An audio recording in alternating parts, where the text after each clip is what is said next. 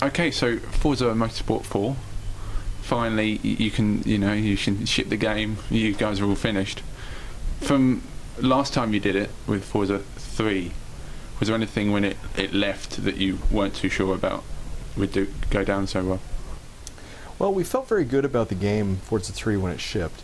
But obviously, when you're shipping a game and when you're, really working on it, you're really close to it, and so you see every little blemish, and we really try to fix everything we can. But a lot of it just comes down to letting the feedback roll in. When the game is released, first you see how previews go, and then how reviews go, and then the community gets it, and you're getting feedback from the community, and then you're building up data on the servers and seeing how the data went. And I think honestly, you develop your plan of what you're going to do after that by letting that. It's hard, but you kind of got to be patient and let the data roll in a little bit to get a more complete picture of what's really happening with the game. So, with Forza 4, would you say there's anything that you've taken risks with? Well, I don't know if it's risk or not. The thing I'm most excited to see perform is Auto Vista, because it's just so new. I mean, I think people are like, well, it's going to be like this or it's going to be like that, and they're just not right. It's not really like anything, and it's kind of like several things. It's very new, and I don't know how it's going to be received by different types of people. I've got guesses, but if anything's been shown to me over the years, it's that my guesses are usually wrong. That we thought that the painting in Forza 1 would do well, and it was explosive. And then we put the auction house in, and all of a sudden we created this crazy class of painter that had incredible wealth. And then we put the storefront in, and all of a sudden tuners were getting all the love. So there's things that we think they're going to work like this, and then they work differently. And Auto Vista's, I think, not only a little like that, I think it's well beyond that, because it's so new, and it's got the Connect integration. The auto manufacturers are beating down our door. They all want to know how, and honestly, it's just the tip of the iceberg of the ideas we had. The big process of innovation is throwing things away. So our jobs in the creative side is the creative engine that drives the big franchises, is to come up with thousands of ideas, most of which we throw away. And some of those will resurrect, some of those will come up with new ones, some of those will be honed based on what we hear from the community in the world. But Auto Vista is really just in its infancy, just like Connect is just in its infancy. So it seems like a feature that maybe your customers will look at. The average car fan might look at, have a look around, and then they've done it. They can go away, and they. Is there a reason for them to go back to that feature? Well, it is a bit of a self-contained mode, so it has challenges to unlock the different cars. You have to do challenges, and challenges are fun, and they're fun with Connect if you're playing with your kids, or if you've just got kind of a lighthearted, casual feel about it. But they're also fun when you're driving with a controller and you're a more core customer. And the reward is you get to experience the car and get around the car, hear some of the Top Gear content, explore, see new bits of technology. So each one of them is providing something new. So I totally agree that someone might try one and think, oh, I bet the rest are like this. But then when they try 2 or 3, they're actually going to find that, oh, they're all actually quite different. And that's why we actually picked the cars we picked. Because honestly, I love Evos, I love STIs, but they're actually more similar than different when you're looking at that grander scale. But when you look at something like a Koenigsegg and you look at a Ferrari California, the way the Koenigsegg doors open in this crazy way, and there's anecdotes about the Stig crashing it on the track, there's interesting information, it's a crazy car. Or the McLaren F1 with the seat in the middle. There's always just something interesting to kind of get you thinking about cars. And looking at the game, obviously it's rather pretty. Go as far as to say it looks quite beautiful in places. I noticed you've got your vistas and your background, and you can look at the Alps, and it all looks pretty good. So would you say that you've got the vistas graphically and the cars? Are they your main 2 priorities when it comes to graphics? No, it's the lighting, honestly. So the real trick to getting the game to look amazing is the lighting. And we have incredibly detailed environments and incredibly detailed cars. But the reason we had the giant graphical leap from Forza 3 to 4 was the lighting and the shaders. So things like Alcantara, leather, wood in the cockpit when you're driving. And again, we respect all the cars we put in, so all the cars have cockpits, and they benefited from what we learned by making the graphics in Auto Vista, doing the IBL with partnership from Hollywood. And that's why it looks so much better. I remember Forza 3, you had some anti-aliasing issues with graphics. Some things looked a bit hard on the edge. What's the reason why it comes up so much in racing games, especially? People notice if anti-aliasing's gone off. So GT5 had a lot of issues with it, especially in 3D and stuff like that. So how do you get over as the phone goes off? Sorry about that. How do you get over anti-aliasing can kill graphically racing games? Well, you get over it with techniques. Obviously, anti-aliasing is one of the primary techniques we've been using in gaming for a long time. However, the reason I think it's so unique in racing games in particular is that cars can be very angular, especially car design in from different countries and from different eras has had a lot of horizontal louvers. And things like louvers, when they're catching the sun, you get a lot of specular across the top and a dark side on the bottom, so that's high contrast across a vertical line or a horizontal line. And then the cars vibrate as they're driving and they move left and right, so the aliasing just pops right out. When you actually have like a character-based game, you've got a lot of rounded surfaces, shoulders, head, helmet, and the like, and so you're a lot less likely to get the visual aliasing that you see. So there's a lot of techniques for solving it, whether it's MIP on distance on the track, whether it's LOD systems where you're actually decreasing level of detail in the distance when things go to very small numbers of polygons on screen, or pixels on screen.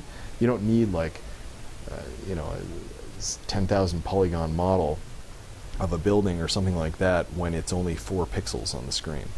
Well, when you have very complex polygon models and high texture models and they're taking up a small portion of the screen, you're also asking for aliasing issues. So there's just techniques and tricks, and the big thing is we share these as an industry. I think there's a lot of focus on the marketing and PR groups that are battling between companies, and there's rivalries and there's things like that. Now, I'm a gamer and I like certain games and don't like other games, but that's not actually what's happening in the development community.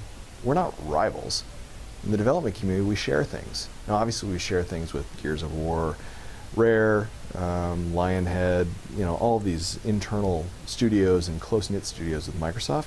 We also go to DICE, SIGGRAPH, we go to these GDC, and we share techniques of how to make games look better, drive better, feel better, sound better, and that's all integrated into the game. And so those things make all of our games better across all genres. As a racing game, it's interesting how the industry is going on now with products that are coming out where you just pay for updates and such. You buy a really small product, but it gets updated over the months, and next thing you know, it's a lot bigger than it started off. Do you think that there's a chance that Forza will get to the point it doesn't need a boxed product anymore? That you could continually update just Forza Motorsport? Honestly, anything's possible. What I do believe is Forza 3 shipped with 400 cars, and for us, again, it's not about the car number, it's about the diversity, and we added more diversity by adding 10 cars a month through downloadable content, and that was incredibly successful. People really loved the cars, they played the cars. I mean, it was a great system for us in not only updating and refreshing the game, but also keeping players engaged. And I think it's one reason we have this evergreen community, is there's always new stuff to play. So thus far, it's not been about piecemealing. We've done it as a way of prolonging the experience and keeping people engaged. I think titles that are able to be smaller, more agile, more experimental, smaller games, social games, mobile games, things like that, they're able to experiment with different types of content delivery and business model. It's harder with the really, really large franchises, because honestly, our industry is built around mega blockbuster hits around the holiday time, and Forza's in that group.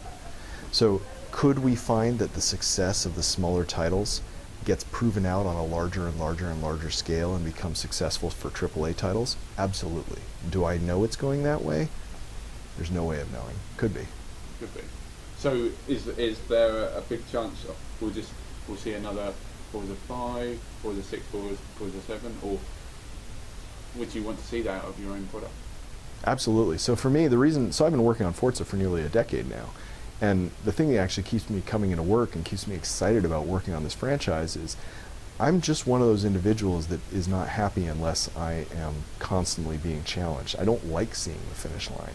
I like feeling like, wow, we've only just begun, because I feel like to me, that's not actually disheartening, it's really exciting. So if all we were trying to do is be in competition or make a game or, hey, let's do a couple things for this customer or that customer, man, that doesn't get me excited. I would be out of here in a heartbeat. For me, it is all about the vision. And that vision, when I look at it, I actually kind of laugh.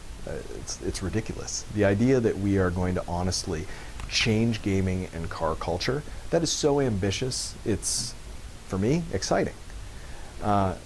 And it pushes us. It pushes us to innovate, to bring new things not only into our genre, but into the medium of gaming. And are we going to make mistakes? Of course. Are we also going to have some great success? Of course.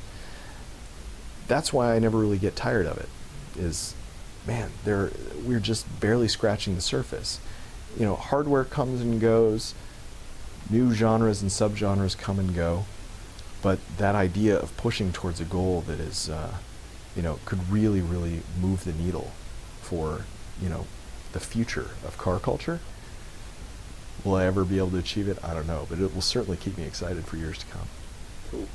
Is there more you can do with Connect for a racing game or as Forza? Absolutely. I mean, Connect is just in its infancy. It's been out for 1 year. I mean, I don't know if you remember, 10 years ago, everyone believed we're never going to have first-person shooters on the console. Never going to happen. We've had consoles for a while, we've had controllers, no good first-person shooters. It's never going to be possible, it's always going to be a mouse and keyboard.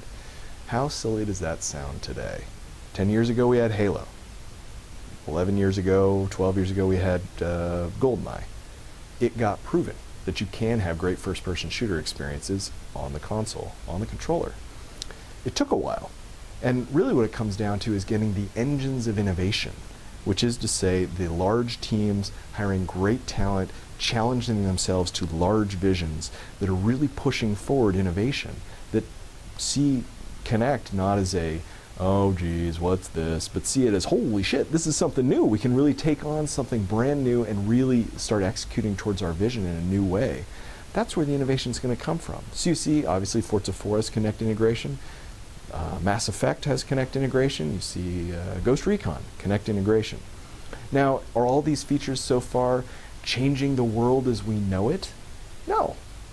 It takes this iteration where the teams are learning from each other and looking at each other's work. We go to DICE, we go to SIGGRAPH, we go to GDC, compare notes, play each other's games, play with the hardware, play with the SDK, XDK, and we all start learning, oh, hey, here's a cool way of using it. Hey, here's a cool way of using it. And I think, again, we're going to look back on these years, 10 years from now, and say, wow, that was just the beginning, and now we've got this entire new paradigm. Does that mean it replaces controller? Has the controller replaced mouse and keyboard? No. We have mouse and keyboard experiences, we have controller experiences, and they're different, and they're great.